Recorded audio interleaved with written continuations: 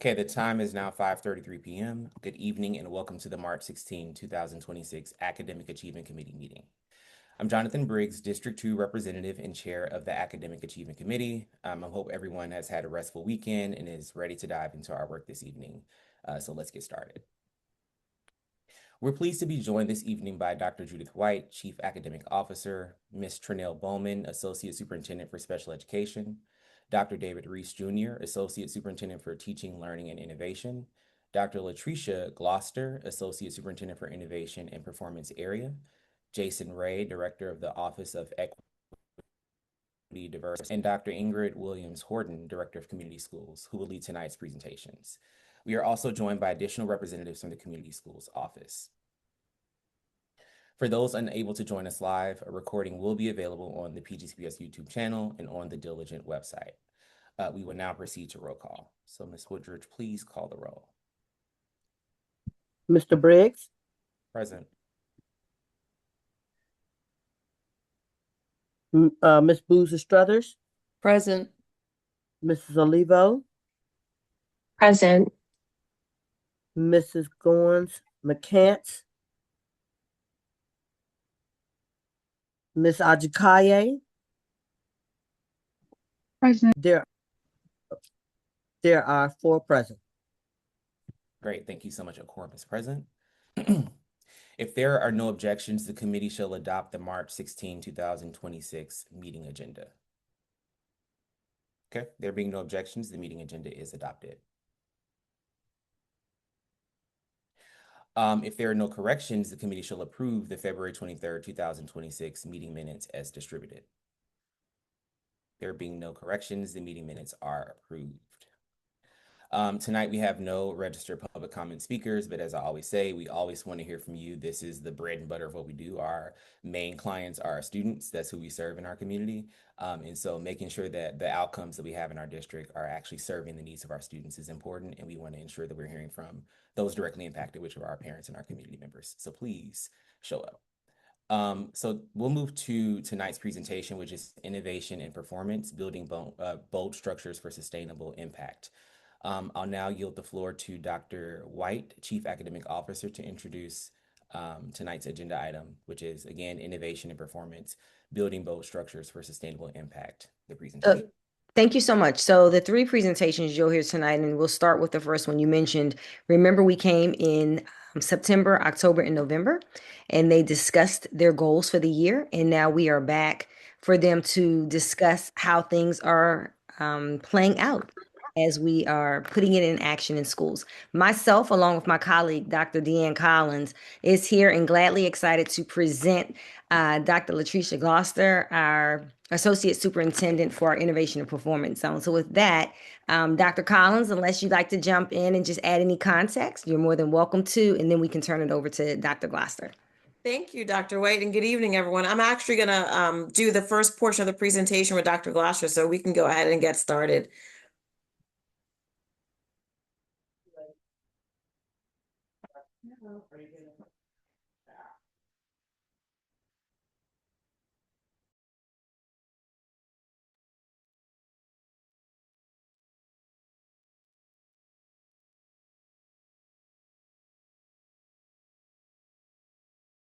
Perfect. All right. So welcome to our presentation. Tonight, we're going to share just some updates on the Innovation and Performance Zone and how the team has been focused on impact.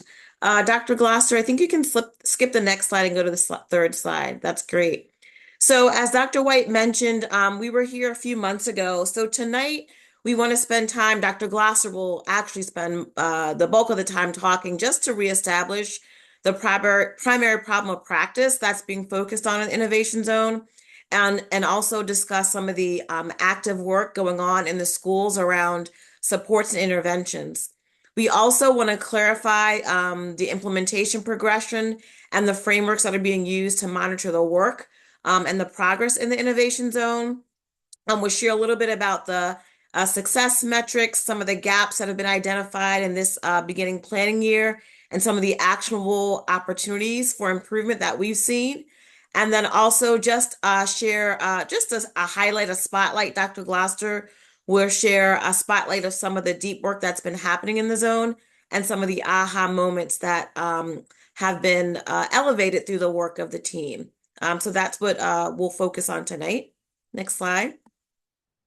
Just a reminder about the theory of action. I'm not going to read this, but overall, we continue to say that every system is perfectly designed to get the results it receives, right? And so we're really focusing on developing the leadership capacity in the schools and the zones. While these are high need schools, there's a lot of great work happening. And the leaders in those buildings are the right leaders. And so we are working with them, Dr. Glasser and her team, to really unpack what is it that they need to help foster improvements in their schools. And so that's why we continue talking about bold change in these schools. We're looking to implement, have been working with the leaders on systems of accountability and looking at strategic performance management. We really believe that through this culture of urgency around equitable practices and accelerating improvement, that it's really going to foster positive outcomes for all of the students. Next slide. So just as a recap and reminder, the definition for comprehensive support and improvement, that's what the CSI stands for.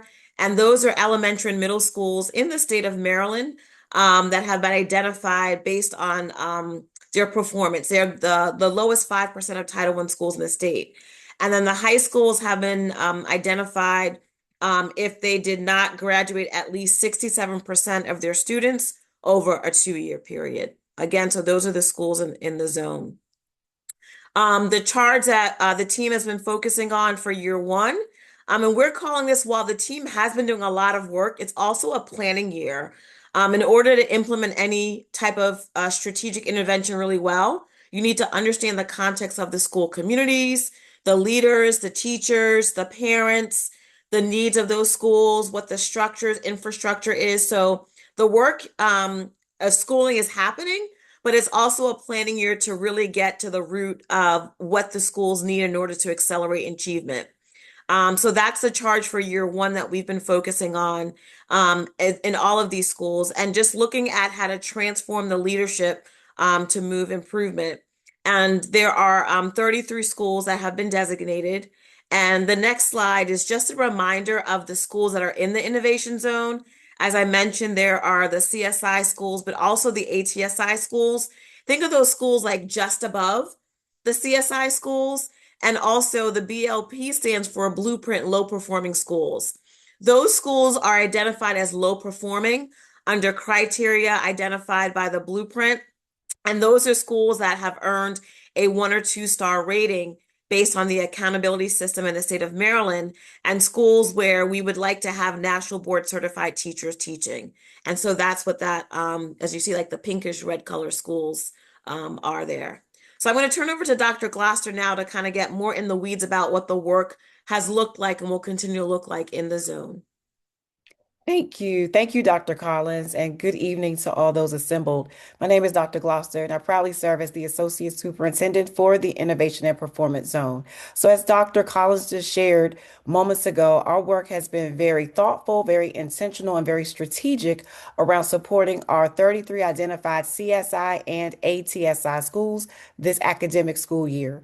And so our approach has been very intentional about how we approach and support our highest need schools.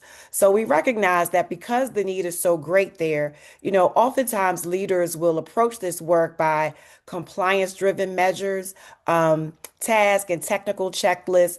But our approach has been very different. We recognize that instead of moving toward this compliance-driven space, we want to build transformational leaders, which is why we leverage the National Equity Project's model of the 7-circle model. This experience, we want our leaders to have the full leadership experience around what it means to serve as a technical leader, thinking about their structures, their systems, their patterns, and processes that helps to lead and guide the school. But likewise, what is below the green line, the adaptive leadership competencies that are important for them to be able to compel their teachers, their staff members, their students, their community and parents to drive and move and accelerate this work in a manner that allows our students to have sustainable success for each and every learner. So those are the conditions that we wanted to set very clearly this year. And so we'll walk through what that looks like as an area and as a zone. We were able to identify a problem of practice or an essential question of sorts where we wanted to know to what extent can we as an innovation and performance zone build a coherent system of instructional leadership, support, and accountability that allows us to ensure consistent instruction and measurable improvement for each and every learner in our ATSI and CSI schools. And so we've leveraged that to really ground our work around three priority areas. One, we want to ensure that every leader has the capacity to lead. We recognize and understand that research has demonstrated and has proven that school acceleration and school can only happen if our leaders have the capacity to lead. So that has been our North Star this year, ensuring that our principals have the technical and adaptive skills to strengthen the work that happens and to accelerate what's happening in our buildings. Secondly, we want to ensure that we are supporting schools around that exit designation. We've done a lot of work around building assessment literacy. That is a component that we've seen through the DataWise process, and it is an excellent best practice where we're able to help our leaders recognize and understand how to leverage their CSI plans, their school performance plans, their Title I plans, whatever the plan is. There are clear big rocks in each of them that are aligned to one North Star. And so using those strategies, using those leadership behaviors, help our leaders to recognize what their blueprint should be in their buildings to exit that identified designation. And then finally, we've been working on ensuring that schools have the resources readily accessible to them to move the work from good to great. So the leadership support, you'll hear us talk about instructional leadership teams, how to access data. We've been able to partner with our measurement and accountability teams and all other departments around our district to help to move our problem of practice so that we're moving to sustainable grounding work. In our office, throughout this implementation phase, we've leveraged what you just saw moments ago around the National Equity Project to build our own transformational framework for leadership. So when we think about being above and below the green line, we know that frameworks are great, but they are only as good as you're able to leverage them and move into action steps. So above the green line work around instructional leadership, we've identified four main areas. First, around instructional leadership teams, professional learning communities, high quality instruction, and data-driven practices. When we think about data-driven practices, it's just not the data that we're able to leverage from formative and summative assessments, but likewise, what are the operational and perhaps non-instructional data that could impede us from leveraging the instructional areas, such as chronic absenteeism, which is one of our big rocks, and likewise aligned to the big rocks that our interim superintendent, Dr. Joseph, has identified.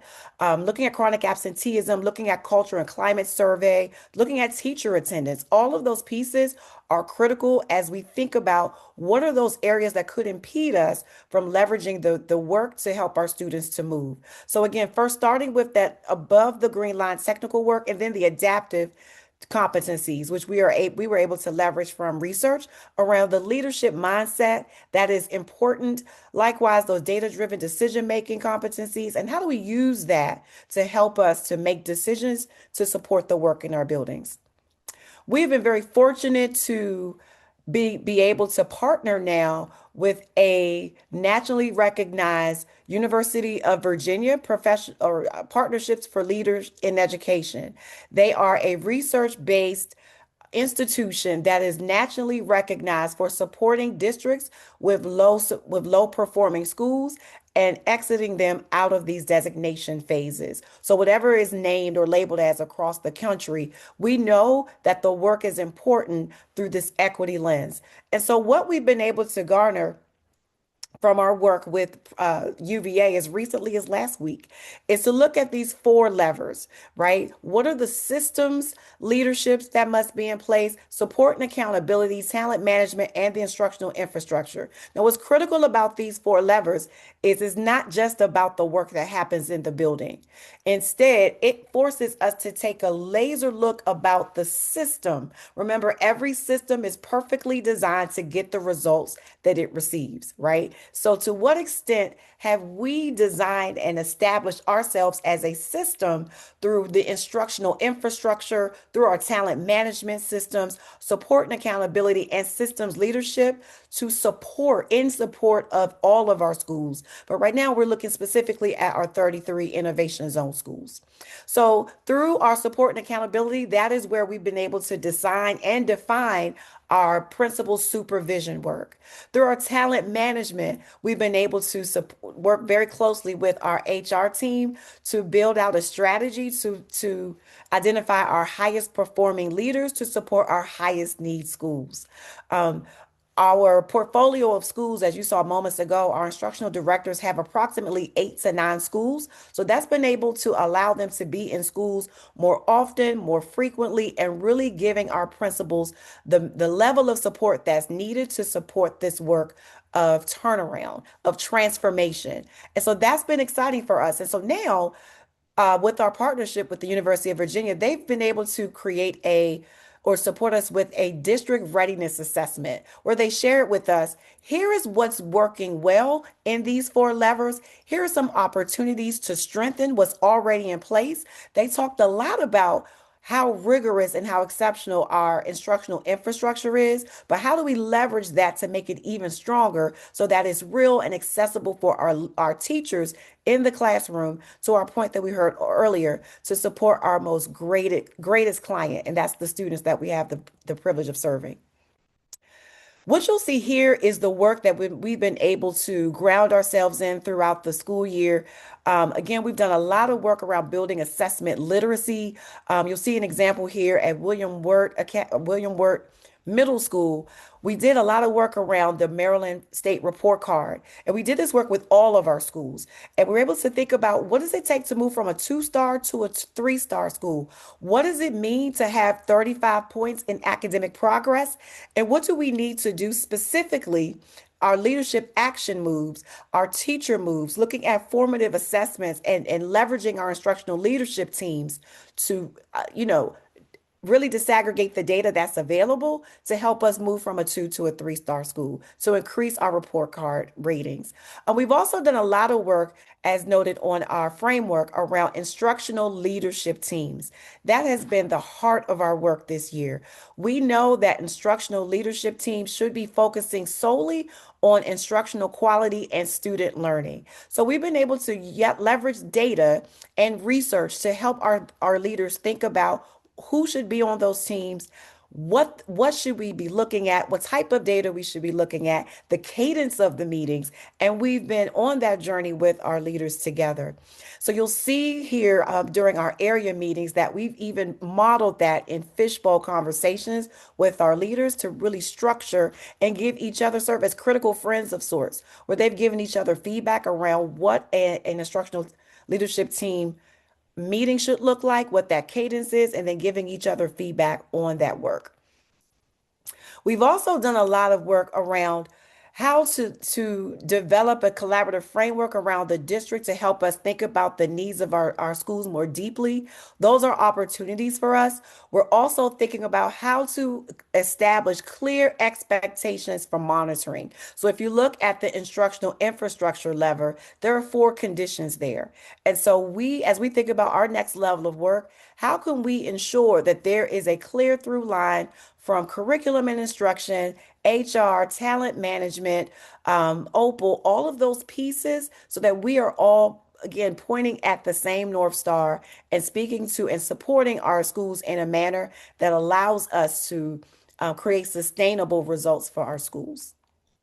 And finally, one of the things we're also very, very proud of is the data journeys that we've been able to create and move toward and drive as a vehicle of work in our buildings as well. There have been low stake meetings, but it's been able to allow our principals to think about and leverage their school improvement plans, their SPPs, their CSI plans to really interrogate these are our action steps, and then what is the work that has worked? What are some opportunities for improvement? And then how does that inform our office to support our leaders in that work as well? So really being clear from moving from initiatives to systems thinking, from autonomy of our leaders to really structured accountability. Likewise, we want to be able to provide support and monitoring, not just sharing that we're giving support. And then likewise, what does performance management look like where we can have real-time results?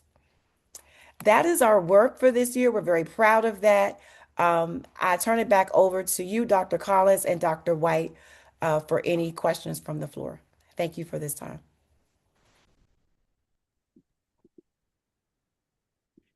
Okay, well, Dr. White and team, thank you so much for the presentation. I'll now turn it to board members. We'll have 2 rounds to start a discussion. Each will be 2.5 minutes.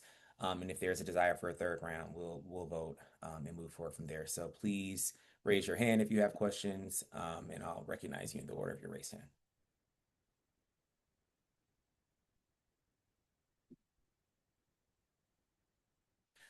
hand. Board Member Olivo. Thank you so much, Chair Briggs. Thank you for this really fantastic presentation, Dr. Gloucester and Dr. Collins. It seems like some really strong work is happening. I actually think it's fortuitous that we have our community schools team here as well this evening. I wanted to ask about, one of the things you mentioned early on is, moving these schools toward the success that we want to see in them is also more than just their test scores and that sort of thing. And I do see a really important piece of that being the parental and community engagement, family engagement, and also kind of those additional supports that we have the possibility of our community schools funding and leadership to be able to provide. Do you know off the top of your head if, and I know I have the list as well, I could double check, but are these 33 schools all community schools as well? And are we also working with the community schools coordinators at these schools to ensure that, the extra programs, all that wraparound that comes with community schools is also directly supporting these academic goals at the schools? Dr. Gloucester, I can start, and then if you want to add. I'm so glad you asked that question because it is the powerful partnerships, as we're calling in our district, are a major part of the work in the system, but equally in the zone. All of the schools are community schools, and so it is nice that community schools are presenting tonight because a lot of what you hear or will hear and learn tonight is definitely aligned and happening. From a system perspective, the work that we're doing now is a sort of a techie word called coherence, right? Some people think coherence is alignment, but it's not.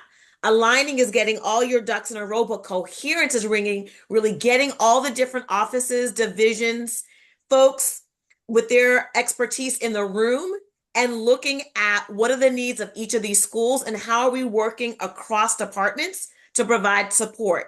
Where do we see overlaps?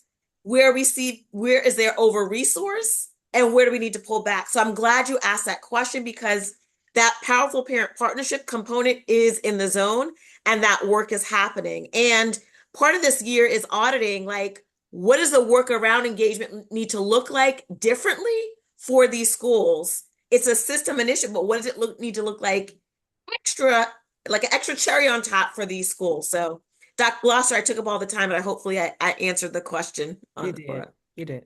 Thank you. Thank you. All right, thank you so much. Other questions? And if not, we can move on to the other rounds. And of course, you can always come back to this, the presenters for this one. Okay, So seeing no hands, we're going to move to item 6.2, community schools, a look at implementation. And I'll now give the floor to Dr. White again to introduce agenda item 6.2. Hi, thank you so much. So I yield the floor to, I'm looking for Ingrid, Dr. Horton Williams. Oh, there she is. Oh, Dr. Williams Horton. She's up there hiding on my screen, but I see her. So I'm going to yield the floor to her, and then I'm sure she's going to pull in her other colleagues that may be presenting with her this evening. Good evening, board members and colleagues. My name is Ingrid Williams Horton. I'm the Director of Community Schools, and thank you for having my colleagues, my office, as well as Dr. Reitz here this evening, my Associate Superintendent of Teaching, Learning, and Innovation, to support the work that we're going to discuss today. So for our outcomes for our presentation this evening, we want to make sure that we have a high-level overview of the current work and milestones. That's very important for us to acknowledge the work that is happening in the Office of Community Schools, and that we have the milestones acknowledged as well.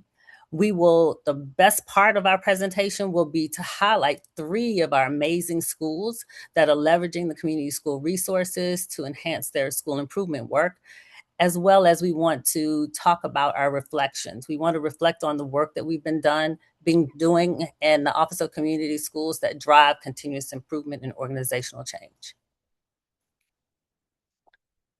So we've been here. We were here in November 10th exactly.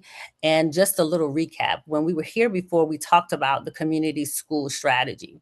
We talked about the law, how we align with the Blueprint for Maryland Schools, Pillar 4. We talked about the policies that we have in Prince George's County Public Schools with Administrative Procedure 1100. We also shared with you all that we have 2 grants for community schools.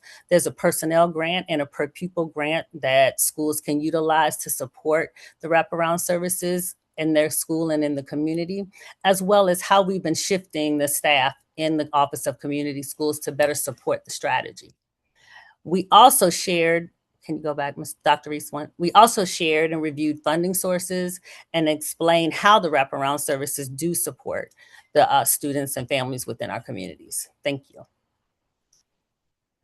As we talk about our implementation of the community schools, we want to first talk about how we implement the community school strategy with our community schools coordinators. Each community school coordinator that has come on board in the past about 3 years, has been participating in an onboarding process. Each one, after they're hired by the Department of Human Resources, they come to our building, and the community school specialist, shout out to them, they utilize that time to thoroughly go through a 90-day plan with the community schools coordinators that help prep them for what is to come and understand the strategy from a low-level perspective, in that it's not boots on the ground, but to give them an outline of what is expected when they enter their school. Then we've also looked at city span training for our community school coordinators, as well as our partners and vendors. We have found that, as according to Senate Bill 161, we have to monitor the spending or provide information regarding the spending of the community school funds. And so we were looking at a data platform that will help us prepare for that spending plan, as also looking at a data platform will help us to determine what would be our return on investment. So we've been working with CitySpan to train our CSCs and our key partners and vendors for that opportunity. As we go into ongoing development, what have we been ongoing, or what has been ongoing in the Office of Community Schools, and how we've been supporting our community school coordinators as well as other members of community. We have monthly network meetings for our CSCs, or community school coordinators. The community school specialist, along with the coordinating supervisor, they work together to find out, based on surveys, what it is that the community school coordinators say they need more support with, or they like to know more information about. And they create those opportunities in 6 networks. So they have smaller group time. Instead of whole groups of 147 of them coming together, they have intimate time to build their capacity. We also create quarterly professional development in which all the community school coordinators come together, and then there will be breakout sessions if needed regarding a theme that we've seen, or it could be something that's happening or coming up according to Maryland State Department of Education and community schools, or it could be based on something we've learned from the CSCs themselves, the principals, or the system. We've created a budget guidance document for all of our schools to utilize, especially during budgeting time, that is aligned to the blueprint from Maryland schools allowable expenses. So we try to mimic our budget guidance document to look like or resemble what MSDE has said that they could use their funds for allowable expenses. We also go over with our schools what is non-allowable. So there can be a defined balance between what they can use the funds for and the wraparound services. How do we measure success in the Office of Community Schools and Opportunities?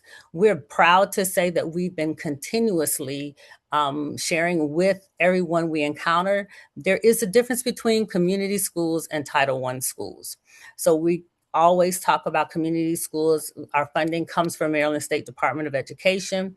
We always share with them that it's based on free and reduced lunch meals, and also that it doesn't encompass the years of 2020 and 2021, and that the funds are utilized for students and families to help them become successful and thrive in their communities, whereas Title I is federal and they have more restrictions.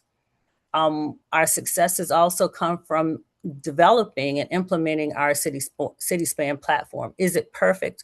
No, but we're not working on the kinks that we have found that has occurred with some of our vendors. They've brought some things to our forefront, the vendors and partners, but we're excited about the implementation and the development of our platform. Another success has been all of our CSCs in the past 3 years have completed the onboarding process within the first 30 days of their employment. The other success that we're very proud of, we got a notice from Monitoring and Accountability that we have 5 community schools year to date that have decreased their chronic absenteeism by 2 digits. And so we're very excited to say that. And we want the rest of our community schools to follow suit within that information as well. Now, as we talk about opportunities, we want to be able to help our community schools to see beyond activity counts. So what do we mean by beyond activity counts? The outputs versus the outcome. We want our community schools to not just come up with workshops and students participating after school and measure what they did. We want to move our schools to become outcome driven. We want them to think about how or what are they going to measure and what is it going to be? What is the impact of what you're doing and how is it going to impact your school differently? For example, if they're having an event, how will it improve student attendance? How will it increase family engagement and participation in school events? How will it reduce barriers for learning? For example, food insecurity and unmet health needs. So we want to focus more and build our capacity more in that area. Another opportunity we're looking forward to is strengthening and expanding sustained professional development for all principals. We want all of our principals to have professional development either alongside or beside their community school coordinator, or we can develop professional development opportunities for our principals in their own cohorts in order for them to see the community school strategy as a school improvement opportunity and to move out of that CSI or ACSI realm. Our last opportunity would be that we want to help our CSCs to learn more about school performance plans, the MCAP assessment, as well as the report card. We want our CSCs to see the academic portion more vividly than they've seen before in order for them to blend the needs of their families as far as basic needs, food, clothing, and shelter, even though those things are important, but how that does or it can be intertwined or ingrained within the academic realm. So now at this time, we're so excited to have one of our community schools, Buck Lodge Middle School, share how the principal and the CSC work together to better the lives of our students and families in their community. And then after the video, we'll have the Buck Lodge, I think Cindy Portillo is here to share something or share a point of practice that she and her principal have done to work together. Buck Awesome. Lodge. Please give me a thumbs up if you can hear the video. A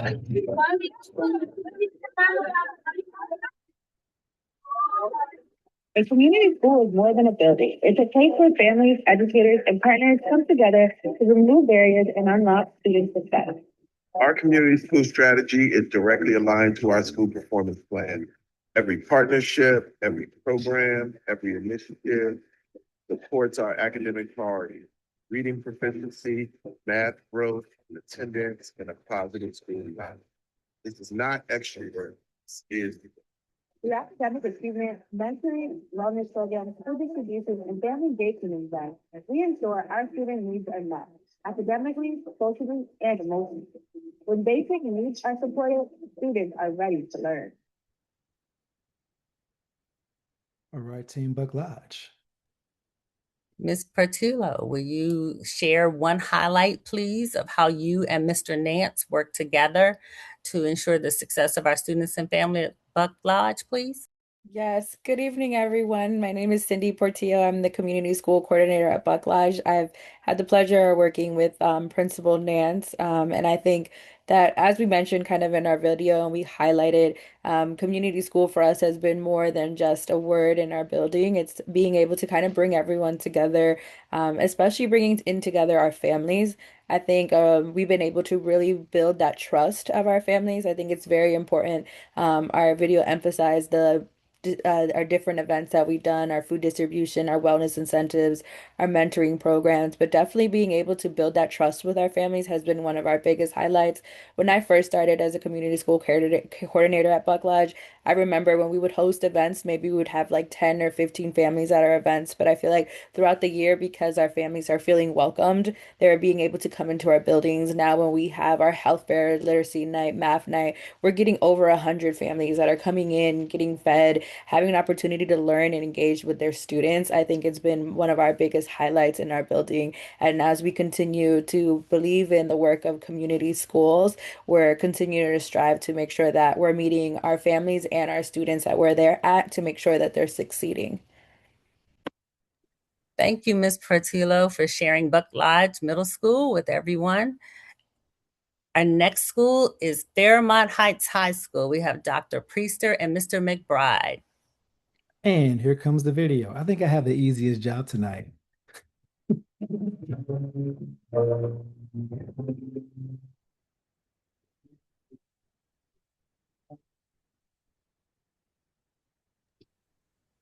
Dr. Reese, we can't hear the video.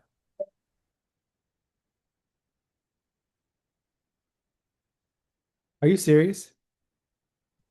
Serious. Can you hear me? We can hear you, but we can't hear the Yeah, video.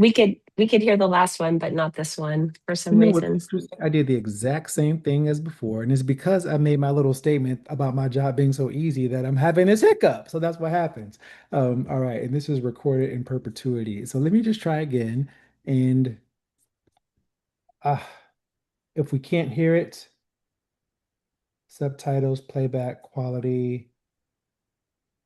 I'm going to try one more time.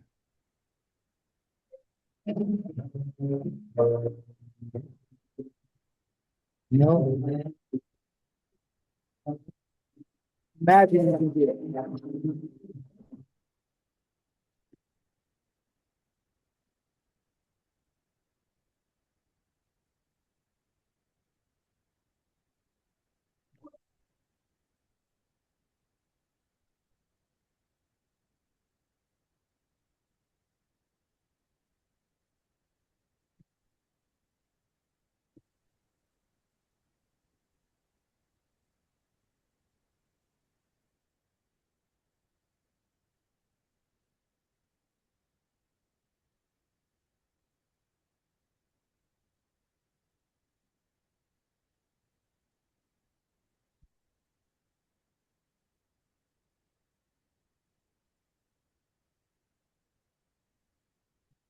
So that you all know, it was all music. It was really, really strong and good music, but there were no words attached to it. So if you're able to follow what was the visuals that were there, told a great story. And then we're going to move to seeing Fairmont Heights. Okay, good evening, everyone. Yes, we weren't talking in the video. We probably could have gotten an Academy Award for Best Score, though. But so we have really taken some time to identify ways that we can increase student engagement because we're finding that chronic absenteeism, at least from our perspective on the high school level, is students being engaged with school, particularly since, now is a time where students don't really have to do as much to graduate from high school, 1 or 2 quarters, and you're able to successfully matriculate. So trying to get students to come every day, despite the fact that you can move through so easily, has been a challenge. And we do have a few CTE programs, but through really talking with students, and this is the way that Mr. McBride and I really work together, and he does a really great job of following up on some qualitative data. So, we have the quantitative data around how many students are absent, how many students are moving through our programs. But what we try to do is really drill down to what are students saying. And many of our students have expressed that they want to be exposed to trades. So it's just like when, we take students on college tours and we expose them to AP courses in order to prepare them for life after high school. We wanted to expose them to trades because that was something that many of them expressed they want to be able to enter the workforce while they're in school or immediately thereafter. And so through doing some surveying and, like I said, qualitative data by sitting down and interviewing and talking with students and parents, we've been able to implement some trade opportunities where some of our students, in addition to completing those programs, are now working as interns at the places who have offered some trade programs to our students. And so this is where we want to continue to build because, again, we do have some CTE programs, but they're just simply not programs that a large portion of our students are interested in participating.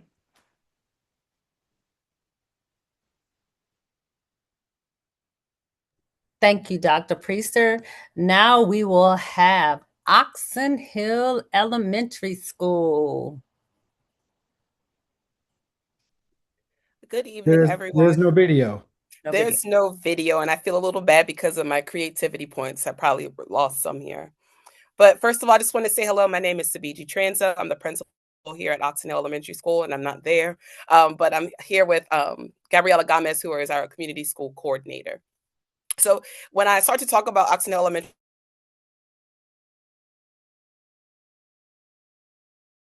You went on mute.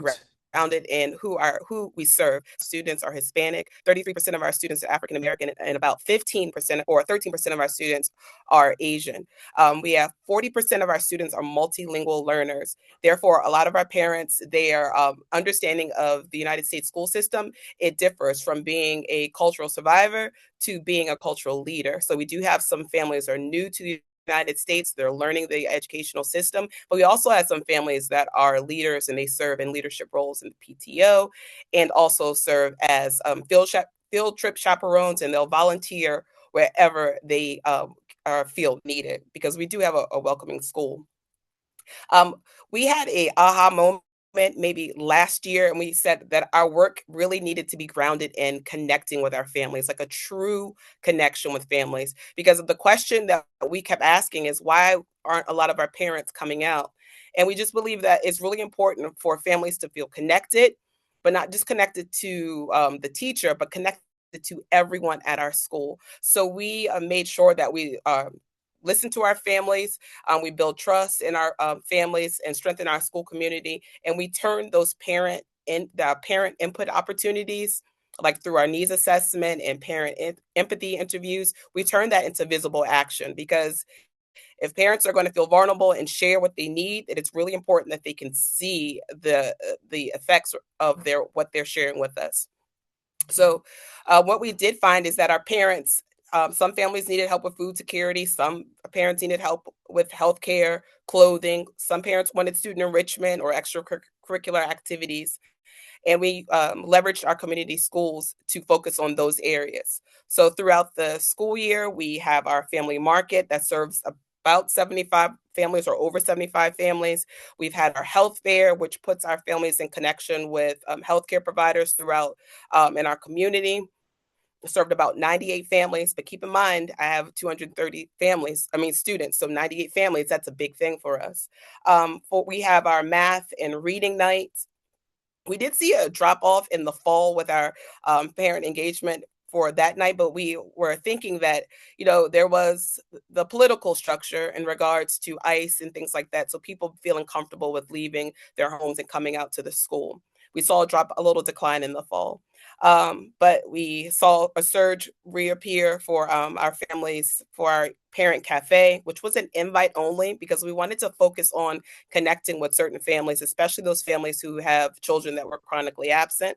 And we did it in grade bands. So kindergarten through second grade families can have opportunities to talk and connect and learn and meet other families in that same grade band. And we did the same thing for third through fifth grade.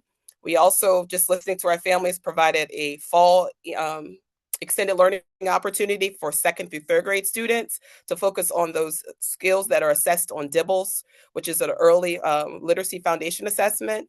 And we currently have another extended learning opportunity for students in second through fifth grade.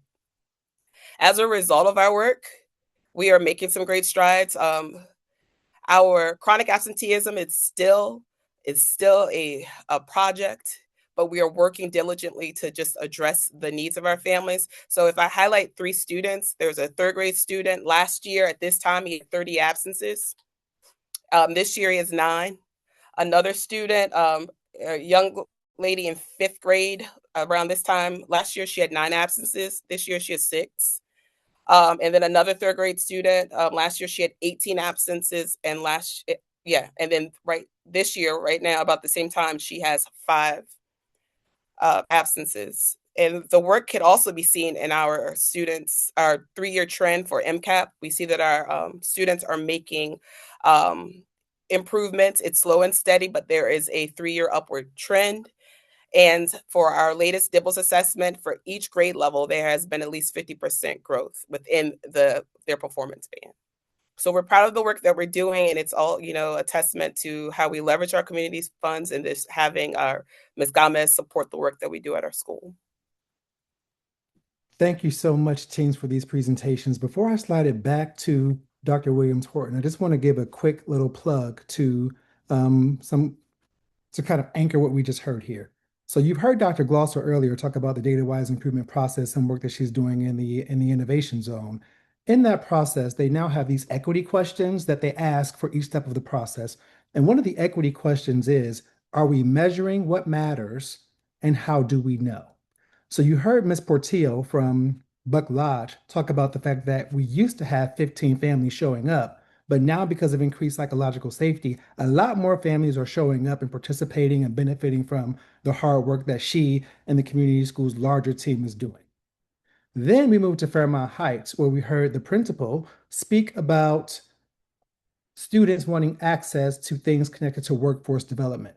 So she has a community schools funds that she's able to use to incentivize attendance so that when students show up for these as a part of her attendance initiatives, they then get to participate in a lot of these workforce development activities.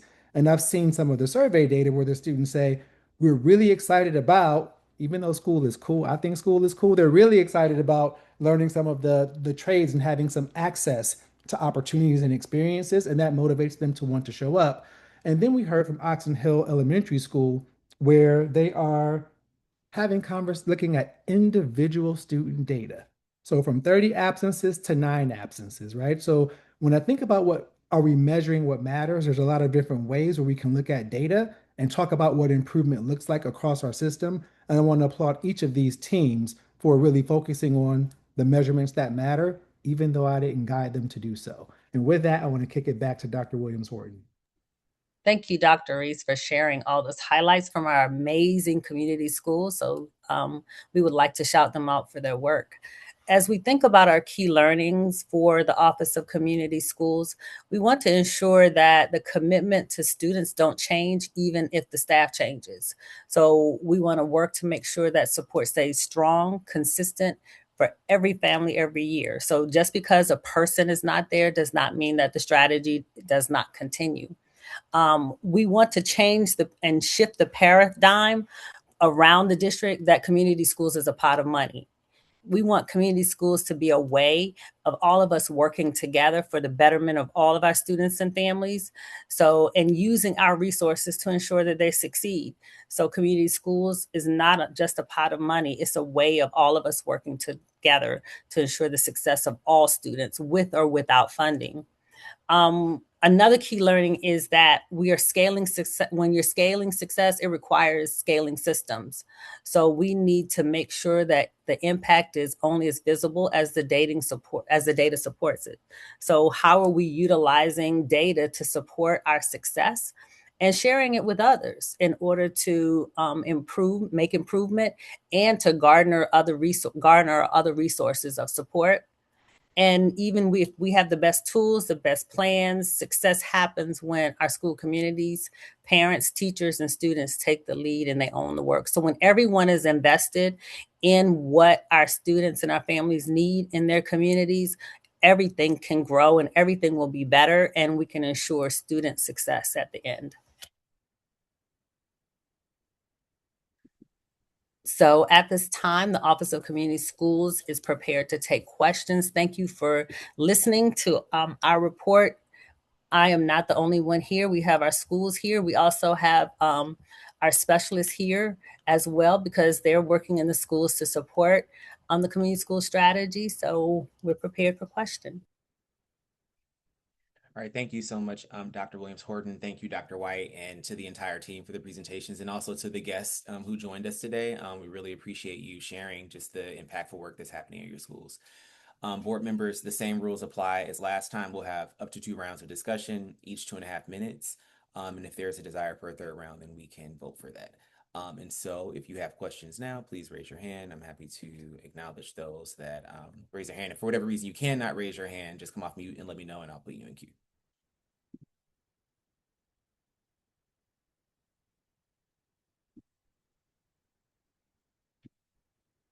Okay, I'd see Board Member Olivo to kick us off for this portion. Thank you so much, Chair Briggs. Thank you for this phenomenal presentation. It's so exciting. I'm a huge fan of community schools and all the work that's being done.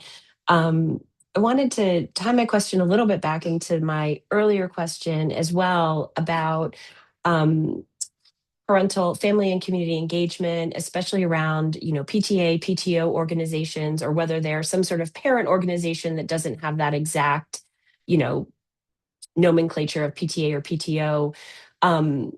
We heard some really strong parental engagement, family engagement happening at these schools. And I wondered if we're able to kind of translate that into parent leadership, perhaps even engagement on the school-based management team or in, a parent leadership group. And anybody could answer that question for me. I'll go ahead and take the first pass at that, and I'll try to be as quick as I can. So fortunately, we are beginning a stronger partnership with Dr. Sheila Jackson's office, Family and Community Partnerships. And so a lot of the parent engagement assistants are going to be working very closely with the community school coordinators and some pupil personnel workers to really strengthen the teaming that's happening around the family work connected to community schools. And we're going to do some work with the school performance plan and tracking that data connected to the wraparound services. So we should be, Dr. White, we should be able to report back to you over the next school year with some pretty specific data points around what those collaborations are looking like.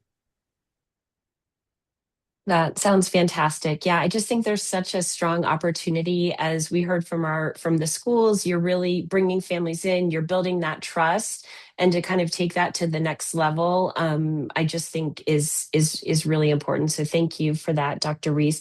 And then just quickly, I wanted to ask a second question around, and I'm sure I don't have this program name correct, but the opportunity for rent support for families who are at community schools. I wondered how that is going, or if any of the schools that are here tonight have that partnership, if we've been able to implement that at all. Board Member Olivia, I can answer that. We have been working with the Community Schools Rental Assistant Program. We've been meeting with them once a month, and it's been going well.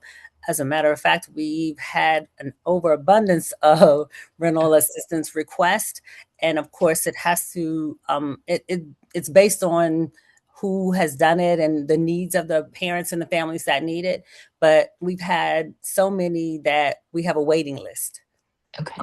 For the support of our families. So they're working, and we're going to probably need more support to support those families.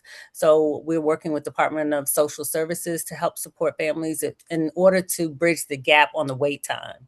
So we're trying to figure out what it is they really need. And if we can bridge that gap, is it something that is it eviction? What are you doing? And I have to shout out the community school coordinators as well, because they're helping the families to complete the process online. Right. I'm thrilled to hear that. I mean, I'm not thrilled there's a wait list, but I'm thrilled to hear that we're taking such advantage of it, that we have a wait list.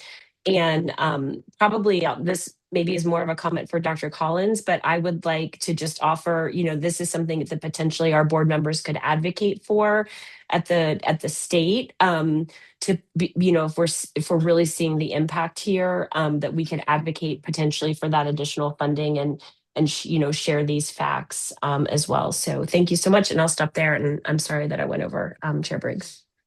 No problem. Other board members. I had one really quick question, and I think if there are no other questions, we can move to the next presentation. But I was just curious, you all talked about leveraging data, and I thought that was just, and obviously it's an expectation that we should be doing as a school district, but it's also great how targeted you all are about that. I was curious if there's an overlap between the data and the need that exists at schools and partnerships that exist. So the unique model that community schools have, like, are you looking at data and saying, here's where we can really target this particular population with these specific resources? And if you could just speak to that broadly. Board Member Briggs, that's why we're using CitySpan, because CitySpan is going to allow us to align the needs of the vendors and the partners. For example, what school are they working in? How many partnerships do they have, or how many vendors do we have in certain locations? Is it being effective? Do we need to find something different? And also aligning that with what the school's needs are and the needs assessments and the implementation plan. So CitySpan is going to allow us to do many things that will help across the board to provide that data we're looking for. Yes, our community school specialists who are working with the community at the central office are working with the community schools coordinators at the schools, and they're always being very data-based and evidence-based in how they are supporting families and their needs. And what Dr. Williams-Horton is talking about is the CitySpan platform will allow us to look across the system to look for more opportunities for synergy, because we were not able to do that at scale, so that we can figure out how to maximize impact. Great, that's exciting, and looking forward to the outcomes of all of that work, but I'm glad that you all are doing that. Seeing no other questions, I think we're going to move on, but I want to say thank you so much again to the team for the presentation and all the work that you're leading. We're going to move to item 6.3, special education focus for 2025-2026. And I'll yield the floor to Dr. White again for the introduction for this agenda item. Sure. So this is another chance for us to show our coherence, as Dr. Collins mentioned, in our partnership. So I'm turning it over to Ms. Trinell Bowman and Mr. Jason Ray from our equity team, as they've worked together all year long to ensure the equitable practices are showing up in the area of special education. Thank you so much, Dr. White, and thank you all for the opportunity to present our implementation phase of the work that we have done in special education. So we're excited to be here and to provide you with updates. The presentation will reshare our problem to be solved. We will give you what we've been doing with our implementation phase and how we've been monitoring those aspects of our 3 core areas. We're going to share measurements of our success, challenges, and gaps. That's evidence and data. We're going to discuss our community spotlight. We're happy to have Catherine T. Reed Elementary School here with us, and then share along the way some aha moments. Our three areas around our problem of practice is that Prince George's County, we must strengthen the support for students with disabilities by first building positive family partnerships through the individualized education program process. We also have to ensure that specially designed instruction, such as accommodations and interventions, are consistently implemented and monitored at the schoolhouse level. And then three, we want to expand inclusive practices so that students with disabilities have greater access to high quality learning with their peers. Jason Ray, who's our Director of Diversity, Equity, and Belonging, will take the first piece of our problems to be solved around positive family partnerships. Thank you, and good evening, board members and friends. I'm so happy to be here to talk to you about family engagement. The first item is some IEP parent survey data. What you see on the screen is actually data that we collected for the January presentation. I want to give you some updated figures just from today. The total number of responses that we've received so far is now 1,567, up from what you see on the screen there in January. The total number of participating schools is up to 188. And the overall average response is still 4.5. So I just wanted to make sure that we had the updated numbers there. The survey invites parents to rate the teams based on those elements that you see around their experience.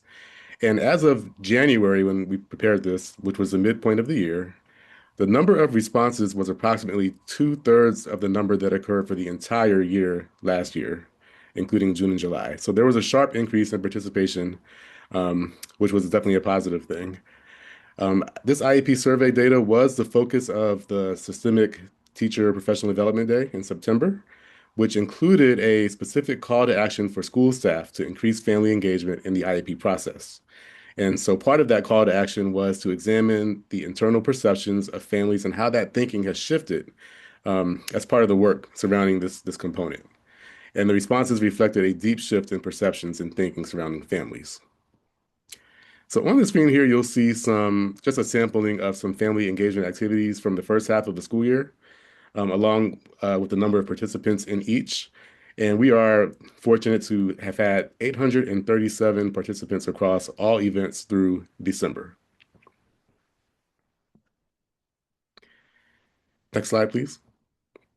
So as a continuation of our professional learning activities over the last 2 years, and in response to an array of observational and survey data, the Office of Equity, Diversity, and Belonging has launched a project called Strength Lens Coaching. And in a nutshell, what this is, equity coaches from OEDB are working directly with IEP facilitators at 11 select Area 2 schools to coach them in using a strengths-based IEP model and culturally responsive practices. So this project is actually currently underway, and I'm happy to say that the IEP facilitators who we have begun the process with are expressing appreciation and enthusiasm for this type of personalized coaching. And our goal is that by the end of the school year, we expect to have not only a better understanding of the experience of our families in the process, but also better ideas for how to coach our IEP facilitators just overall. So this kind of job-embedded coaching can be used to drive continuous improvement going forward, not just for our students with disabilities, but also our multilingual learners and families, and really anyone who's in a role where they work directly with families. So on the screen in front of you, you see a summary of some of the successes and challenges that this collaborative has experienced with family engagement.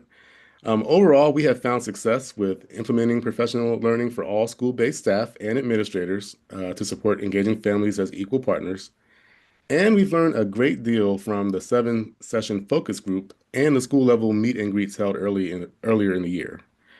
However, challenges remain with time, capacity, and collaboration practices, which we hope that the targeted ongoing professional learning and monitoring will alleviate.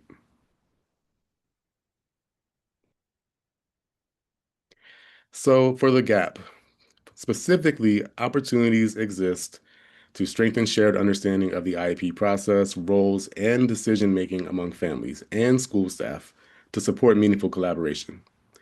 There are also opportunities to provide school staff with practical strategies and tools that promote family engagement as equal partners in the IEP teams.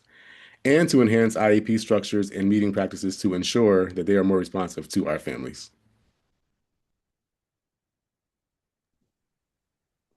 Thank you And so throughout- much. Go ahead. Go ahead, Jason. I was going to talk about our aha moment. Yeah, so our big aha is that parents are absolutely willing partners in the IEP process. And we just have to be intentional about the ways that we engage them. So specifically, we need clearer communication. We need greater transparency about data and progress, and we need more consistent and inclusive engagement overall. That's what we've heard, that's what we've seen, and that's where our work is pointed. Thank Now you I'm going much. to send it back to Chanel to talk about specially designed instruction. Thank you, Jason. So as we think about specially designed instruction, we know that we have provided a variety of training, both synchronous courses as well as asynchronous courses. And you can see our data from September through December in terms of the number of participants who have participated in both our synchronous courses and our asynchronous self-paced courses, which we've had a great number of participation around our training. One of our pieces that we have done over the last several years is around our instructional planning considerations. And each year we review this particular document and we make adjustments based on feedback from our teachers, our curriculum and instruction partners, as well as our principals and school leaders. This is a key resource that we use during collaborative planning with our teams. It's built into all of our core curriculum guides and it's accessible throughout our district. This is really the intentional co-planning and co-implementation that our teams have to go through to really begin with the end in mind and to ensure that students have specially designed instruction every day. The other thing that we have developed is a special education planning considerations checklist for teachers and school leaders, really helping them think through and going a lot deeper. Not only do we have what do you plan for, but really thinking about the teacher and school leader moves as it relates to implementing and monitoring SDI. The other piece that's important with our considerations document is that it's aligned to the framework for teaching. And so it breaks down those various domains for our teachers and administrators to really focus in on as they're going into classrooms on the school leader side to observe SDI, and on the teacher side when they're developing lessons that are aligned for our students. The third tool that we have is to really effectively build the capacity of our teachers. The SDI Fidelity tool is not meant to be evaluative, but it's really meant to really look at where teachers start at the beginning of the year. So gathering that baseline data, and then as we go in and provide training and job embedded coaching, how are teachers building their capacity to really implement specially designed instruction, rather it's related to interventions for students or accommodations for students, but really giving that feedback loop that's cyclical throughout the year so that we know where our teachers are performing and that we're able to then strengthen the planning, implementation, and monitoring of SDI. Some of our successes and challenges are listed here. And one of the pieces that I would like to highlight is that we were very intentional this school year to make sure, both leaving the Summer Leadership Institute and throughout our level like meetings, that we've had intentional training on our agendas with our principals and assistant principals around the special education instructional planning considerations checklist, and really being able to go deep at each of our principal and assistant principal meetings that focused on that. When we think about one of the challenges that I wanted to just elevate is that sometimes our document is not consistently used, and that definitely can impact our student performance. And so when we think about our gap summary, although we're doing targeted professional learning, and we know that is available to our teachers, our principals, our related service providers, and our paraprofessionals, sometimes we do have the inconsistency with the implementation of SDI that results in uneven planning, implementation, and monitoring. And that's something that we're working hard to eliminate those gaps and those variances across our schools. As we think about professional learning, we know Prince George's County Public Schools does an amazing job with professional learning. But one of the successes that we've had this year is as we reflected on our exit data from our professional learning, we have very high satisfaction with what people have learned, what they're able to apply. But one of the big pieces that we know that our professional learning survey data doesn't do, it does not necessarily look at our long-term impact and how we're providing that training and then job embedded coaching.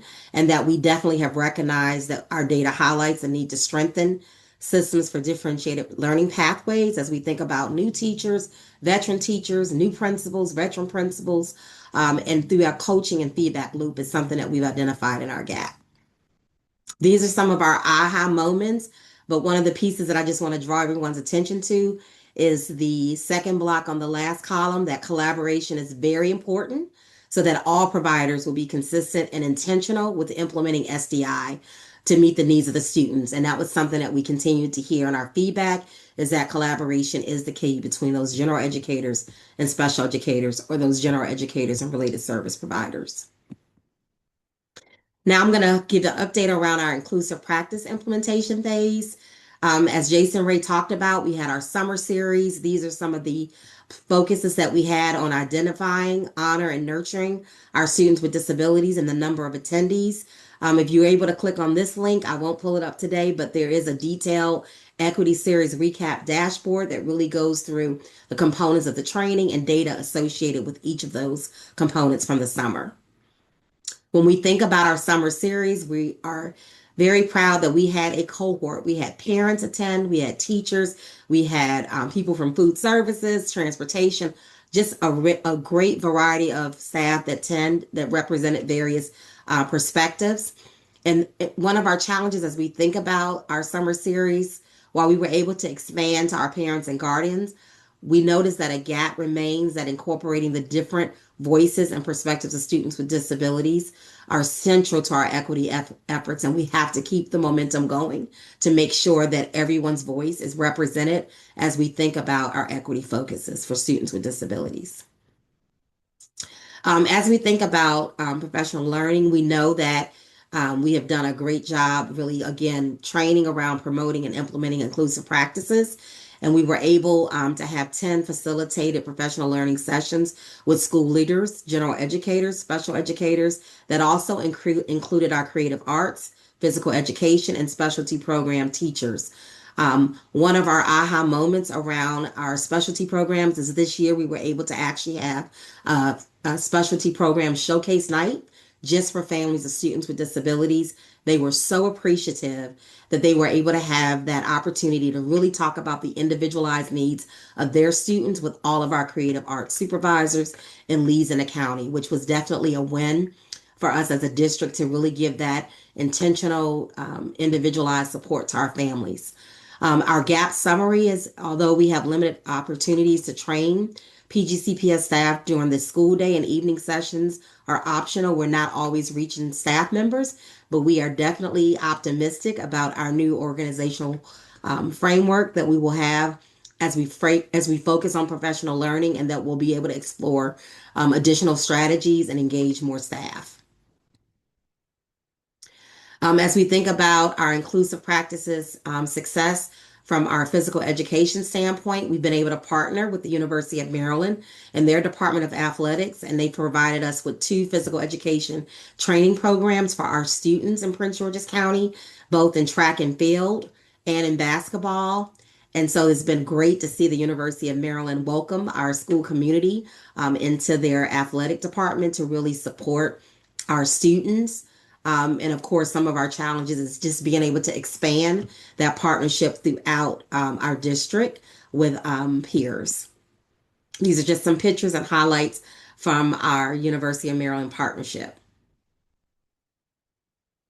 And then the other piece that I'll share is that we have been partnered with Special Olympics since 1968. And we have about 421 students from 15 schools currently participating in Special Olympics. And some of those students actually go on to do national competes or even international competes. The last thing I wanted to share around inclusive practices is that we do equity in a minute each week. And so throughout the year, we've been focusing on inclusive practices and really giving those sound bites to schools, the equity coaches or leads at each school, to really think about how they can use their equity minutes. Some of them are using them doing check-ins with staff doing collaborative planning. Principals are sharing it in their newsletters as think abouts. They're doing morning announcements and really using it for coaching and mentoring. And it's really just an opportunity to read a fact about an equity focus of inclusive practices and then think about how you can apply that to your school, your learning, your community. This is just our aha moment as we think about every student have a unique brilliance and really helping them focus and participate on equity learning, that it really recognizes the power of intentionality in creating space and time for dialogue, reflection, and collaboration. Again, that's that word again, among our staff. And now I'm so excited to have Principal Perrin here, along with her team, to really spotlight those 3 areas of SDI, inclusive practices, in their school, as well as family engagement. So Principal Perrin, I will turn it over to you. Good evening, and thank you for inviting us to be a part of the panel this evening. So the role as principal, that's where I'll be speaking from tonight. Our data for students with disabilities shows positive growth. So in grades 3 through 5 mathematics, those students that scored level 1 from 2004 to 2005 decreased by 12%. And the students who were on level 2 increased by 17%. So we are seeing growth in our building. For the first time in 6 testing years, our students with disabilities showed improvement in reading school year 25. So that's saying a lot. And we can definitely say it's because we are equipping our teachers with the tools that they need in order to be successful, as well as monitoring instruction. So some of the challenges that we faced this year and in years past is there are students who are in our general education program who are waiting to be correctly placed in those specialty programs. Because of that, that leads to the rearrangement of supports and resources, which can result in our students not meeting those recommended minutes that are needed for iReady or Lexia, those interventions interventions that are needed. We have seen many successes. We can say that we have been successful in encouraging collaboration between our gen ed teachers and our special education resource teachers as well. Just creating space in order for them to be able to collaborate. That is very important. We've identified some gaps. We know that our paraprofessionals have often been pulled to work with specific students, those students that have some behavior concerns. So when we're pulling those paraprofessionals, they are unable to work in the small groups in which they should be working full time in order to provide the students with this SDI. But we've seen over the last couple of months that we've been able to get those students into their proper placements in order for our paraprofessionals to be utilized in the way that they should be. And they've been quite successful. As it relates to SDI, as a principal, I'm responsible for creating the conditions that make high quality SDI possible. So to ensure that individualized instruction aligns with the IEP goals and that the students have access. It's access that's important, the access to grade level standards as is required under IDEA. I have access to those accommodation matrix and these supplementary aids. So when I go into a classroom, I'm able to pull those up and look at them and see, are these students getting what they're supposed to get? And that accommodations matrix is very, very important. With SDI, we have used certain strategies, such as teaching explicit reading strategies like phonics and comprehension skills. Using visual schedules such as social stories or behavioral supports, providing direct instruction and using assistive technology when needed, and then adapting materials and lessons to be more concrete or either breaking down into smaller pieces that allows all of our students to have access to the curriculum. With the pillars of SDI, we see the first one is content. So that is adapting what's being taught. Then it's methodology, which is adapting how the students are being taught. And then the delivery, which is adapting where and when and whom provides that instruction. So the biggest SDI challenge usually comes into play when we think of time and training and staffing, clarity, collaboration, and follow through. So we've been able to pinpoint where the problem lies, and we've been able to address those problems. We know that when SDI is implemented with fidelity in elementary schools, students succeed early, and we set the foundation for those students to be lifelong learners. Good evening. My name is Shelley Luxner. I'm the Special Education Coordinator from Catherine T. Reed. I'm going to talk about 4 different pillars when it relates to the special education programs at our school. First, I'll just give you a little overview of the programs that we have at Catherine T. Reed. We have 3 special education programs. So we have a CRI program, and that's community reference instruction. So our students or scholars in that program are working on the alternate standards and alternate assessment. So we have 2 classrooms in that have that program. We also have an autism extension program.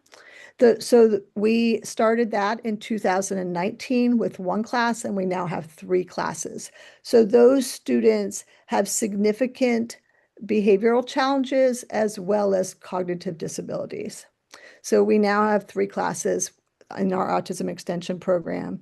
We also, as Ms. Perrin shared, have students with IEPs, of course, in our general education programs. So in all of these different programs, we're looking at specially designed instruction, and we're looking at how are those IEPs being implemented and how are the services being delivered for all of our students. So it doesn't matter which program we're talking about, it's the same oversight we're looking for. Making sure that the IEPs are being implemented and making sure that the specially designed instruction is being delivered. The next area we're talking about is inclusion, and Ms. Bowman talked about that as well. So when we look at inclusion, we look at several different areas of inclusion: daily integration, daily inclusion. So it's different for different programs at our school. For our resource students, obviously they're included throughout the entire school day, except when they're receiving their pull-out intervention services from the resource teachers where they need that direct instruction, the resource-based interventions. Our other programs, for our CRI and our autism extension programs, those students need more small group instruction. They're receiving instruction from the alternate standards, the alternate curriculum. So they have opportunities to be with their non-disabled peers for lunch, recess, assemblies, some creative art classes. Where we find some challenges is when our students have behavioral challenges. So we're working with our creative art teachers to support in that area, and that will be a focus for the future. Next is school spirit. So all of our students are involved with our school spirit, our PBIS school-wide events. All of our students are involved with that. Field Day is a big event at Catherine T. Reed in May. Our special education chairperson is the chairperson for Field Day. And we pair up our CRI classes and our autism extension classes with a general ed classroom of the same grade level. They spend the entire day together. So it's a huge event in May. Our PTO encourages all of our parents and students to be involved with the activities that happen, whether it's our Friendsgiving in the fall or dances and activities. All of our students are encouraged to participate. As far as academic activities in the evening for our Title I, science, math, reading, or our ELD parent nights, all families are encouraged to participate. Earlier in the evening, we talked about empowering families. So that would be our pillar 3. As far as IEP meetings and IEP partnerships, it's a partnership that starts at the very beginning. We know that that's the first teacher that a child has. And so we value our parents' input. They know their children and they know their strengths, they know their needs. So they're vital members of the team, but they're also there. They can share what the child does at home and how they may respond behaviorally or what goes well at home. And we can share as well at school, things that they could benefit from. So we are partners in helping their child grow academically and behaviorally. As far as targeted support, so we've been having a special education parent night for the last 3 years at our school. It's been very interesting. Sometimes we have parents that come to the special education parent night that of students that don't have IEPs. They just want to learn more about the process or maybe more about interventions in general. So we've been doing this for 3 years. It's been very helpful to our parents, just learning about the process, learning about the family center, just providing resources to parents. We also have been doing an autism awareness parent night. We found that we did it virtually as well as in person. A lot of our parents found that they benefited from having that option to come virtually just because of some challenges they may have at home, or they may go to an ABA program in the evening. So we provided both options. Last year, we actually partnered with James Harrison Elementary School, and we did a collaborative autism awareness night, which was very successful. As far as other resources, we've been working, providing resources from the Family Center just to provide any trainings that are available through their office. The last pillar, just other professional partnerships that we have. We've been working with the University of Maryland to bring in interns from the college. We know these will be our future special education teachers. So they have worked in both our autism extension classrooms, our CRI classrooms, and with our resource teachers. So when I say high and low incidence, that's the difference in how the University of Maryland classifies their students, and they get to experience both types of programs. We've also partnered with George Washington University. They do days of service, cleanup days at the school, which has been a great partnership to start out the school year. Last thing I just want to share is success for our students with disabilities is not solely measured by the IEP goal, but by the strength of our community that we build around them. So our community is our teachers, our general education teachers, our special education teachers, our parents, everyone. Thank you so much. And now I'm going to turn it over to Miss Lane, our kindergarten teacher, who's amazing. Hi, everyone. Thank you for that introduction. My name is Tana Lane. I am the kindergarten teacher here at Catherine T. Reed Elementary School. So what does inclusion look like in my classroom? Well, when you walk through the door, you'll know that students with diverse learning needs are not separated from instruction. They're part of the learning community, which means that they sit with their peers, whether it's at the table or on the carpet for morning meeting, we're all together. Students are working at different ability levels. As the general education teacher, I know that. And then I'm able to differentiate and give every student exactly what they need. Collaboration with various team members, like we've mentioned before, is essential. So you'll see me talking to the special education teachers, speech pathologists, therapists, paraprofessionals all day because we're trying to collaborate and figure out what our students need and how we can meet those needs. There's also flexible seating, visual supports, accessible materials.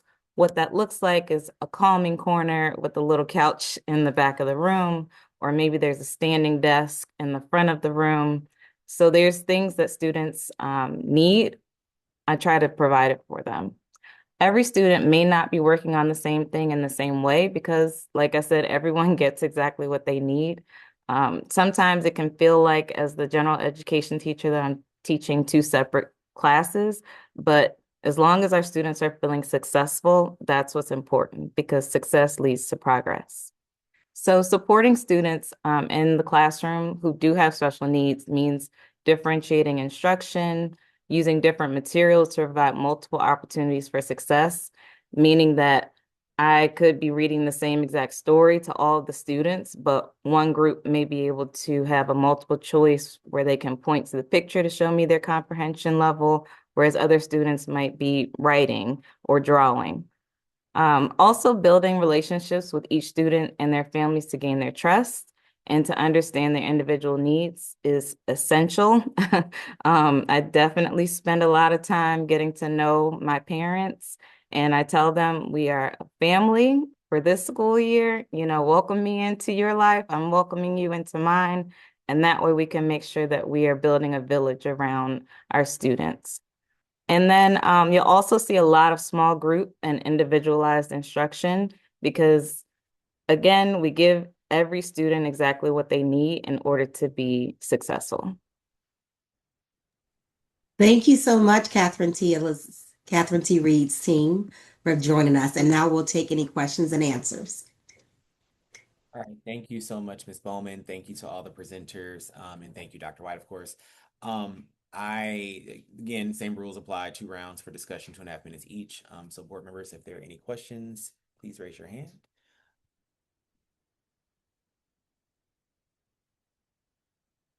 Board member Olivo. Thanks. I guess I have all the questions tonight. Thank you for this really terrific presentation. And I just want to say that Catherine T. Reed sounds just like a really, really special school. So kudos to all of you and your leadership and your work. I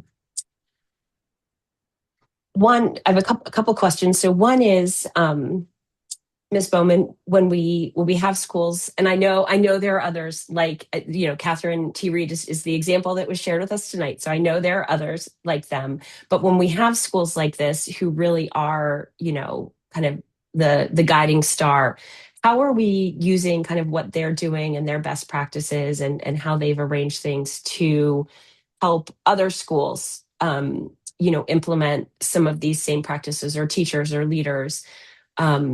Could you talk a little bit more about that? Yes, great question. And I'm actually going to pivot to Mr. Jason Ray, who's going to give you an update on how we are collecting that evidence. So, Jason? Yes, thank you. So actually our team right now has a project called School Success Stories, and we've identified 8 schools that have had higher than expected growth for students with disabilities. And we are going in, we're talking to the principals, we're talking to teachers, we're talking to families that we can get them, students as well. And the goal is that we'll be able to analyze and kind of identify some broad level themes as well as some actionable practices that we can share out. So that's coming. We're really excited about it. And I have to tell you, people are so happy to get that sort of positive validation and attention for their work. So we're really having a great time doing it. Thank you. That sounds great. So my second question is kind of on the other side of the coin with the IEP parent survey that you talked about, which congratulations on all of your responses so far. Obviously there are the quantitative responses, but when you're hearing maybe from, a certain number of parents are all expressing the lower end of the scale, are we capturing what school they are from so that we can make sure that we're providing extra support and guidance there? Great question. So what we did in our September 23rd Systemic Professional Learning is that all the schools got their year 1 results back from the survey. And part of that was not just the rating for each question, but the detailed comments that were provided so that they can synthesize that as a team and then really work on what their action was going to be. The other thing we did as a district is Hanover came in, researched, and looked at all of the narrative comments, and we shared that with our Department of Special Ed, our Family Support Center. We've also shared that with Jason Ray and his team. And then part of that is how we kind of gathered around the strength-based training that we needed to do around understanding the strengths of our students and making sure that we are focusing on that. And then we also use that feedback data to tailor specific district-wide training. And then as we're working with our new ombudsman office and our new special ed person who will be starting there in April, that data will then be shared for more specific tailored training that will be focused with the ombudsman office, the Family Support Center, Dr. Sheila Jackson's team, as well as our area office team. So we'll have this cross collaboration among those 4 offices to provide tailored training based on the results. That's terrific. Thank you for that. I think, people sometimes feel like, oh, why bother filling out this survey? Is anybody really going to look at it? So that is excellent to know that not only is it being read, the comments are being read, and then action is being taken, it's being shared. So thank you so much for that. And I'm finished. Thank you. Thank you so much. Board Member Boozer Strother. Yeah, thank you so much. Thank you to everyone who presented, and the Catherine T. Reed team. It's so great to hear more detail from your school and to give exposure to the great work that you do there. The mention of the college interns being engaged in our classrooms. Question came up for me is if our own CTE Teacher Academy of Maryland students have utilized inside PG CPS opportunities for exposure to teaching careers in special education, and also students such as the buddies of the corollary sports such as Northwestern High School, if there's some intentional recruiting of high school students to think about special education careers. Thank you. That's a great question. I will tell you our secondary transition team is definitely collaborating with our CTE and then just thinking about career and college readiness. That team as well to think about apprenticeships. But right now we have kind of two pathways that we have with our CTE. One is around early childhood. So we do have high school early students who have the early childhood pathway that are working in our early childhood centers. And then we also are working with our food and nutrition services for our CRI students to be able to work and partner in our high schools. So we do have kind of those two pathways going, and then more that needs to be done in that area as we think about apprenticeships.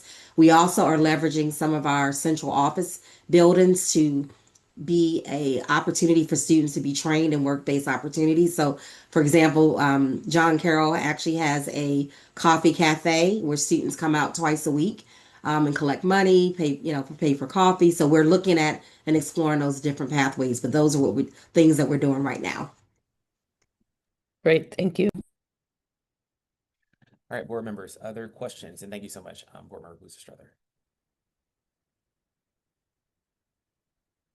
Okay, I have one question, and this was really more so around, this is less about the presentation and just more in general what I know about our special education students. One, I just want to say I'm really excited to know that the students are being integrated continuously in the general population because it's just so important for the development of the students. But I think beyond that, like what does, I know that one of the big things we have is the culture and climate survey. And last year we had a number of students, it was like, I think a third or so, that said they didn't feel like they belonged at school. And I was curious about, are we disaggregating that data and figuring out who are these populations of students and ways we can support? Because as much as I know there's a lot of great work happening, it's still probably likely the case that students who have severe disabilities or who have special education needs are probably experiencing bullying and other things at a higher rate than other students. So just curious about that correlation or if there's any work there with that. Yes. So our strategic planning and resource management office this summer actually brought in families to review the data and kind of unpack it. And so as a follow-up to that, there was subsequent focus groups held to unpack the data. And then as a next step, there's some cross-functional meetings happening between special ed and student services to really talk to families and unpack that, and also have a theme for students to be able to talk with us about some strategies and suggestions that they have. So there has been work that's been done with our strategy and resource management office that's continuing, but to also elevate student voice in that process, as well as families. In addition, our office has sent out a series of equity minutes where we talk about that intersectionality around bullying, just to give staff a sense of awareness about it and some strategies that they could think about to mitigate that. It's great to know, and I'm glad that that's continuing to happen. So thank you all for that work and for just, that being a serious piece that I know developmentally is so important for our students beyond school. Other questions? All right, seeing none, I want to say thank you again to Dr. White and just to the amazing team that you have of, professionals and school leaders who are just doing such great work, because we know that this is what makes our students succeed in what, this is the real work. So thank you all for all that you do. With that being said, I want to say thank you for the excellent presentations again, for engaging in such a thoughtful discussion.